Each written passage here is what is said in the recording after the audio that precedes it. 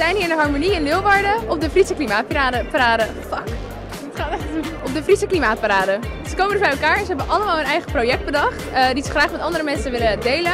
En die kun je vandaag bekijken hier. Zijn jullie bewust bezig met klimaatverandering en het klimaat in het algemeen? Persoonlijk ben ik zelf niet heel veel bezig, maar ik doe een opleiding waar het wel centraal staat. En jij? Ja, ik denk meer dat het op grotere geheel veranderd moet worden. En dat je niet op kleine schaal echt dingen kunt realiseren. Dan moet dat echt wat veranderen.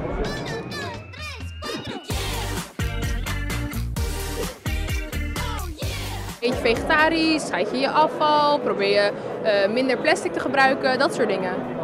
Ja, met plastic bijvoorbeeld, ja. Zoals plastic tasjes, dat neem ik niet mee. Flesjes koop ik niet. En jij? Ja, ik probeer wel minder vlees te eten. Voornamelijk rundvlees. Ik heb er wel wat op de documentaire van gezien. Rundvlees heeft wel een hele grote impact op de wereld ook. En jij? Ben jij er nog mee bezig? Nou ja, tot op zekere hoogte wel, maar ik woon ook gewoon thuis. Ja, als mijn ouders vlees maken, ja, dat is niet alsof ik het dan niet opeet.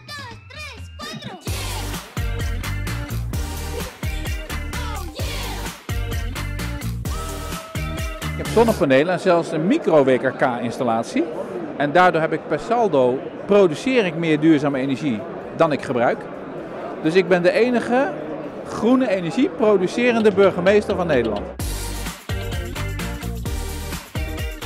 Deze mensen hebben een kinderboek geschreven over bodemdaling. Je probeert eigenlijk mensen aan te spreken op het feit dat er iets moet gaan gebeuren. De keuze wordt gemaakt over een situatie hoe het er over 100 jaar uit kan komen te zien. En over 100 jaar zijn de kinderen die leven dan hier en niet de mensen die hier nu de beslissing over nemen. Dus we hebben geprobeerd dat hierin te verwoorden. De beurs tot nu toe is best interessant en leerzaam zeker. Ja. Veel slimme mensen.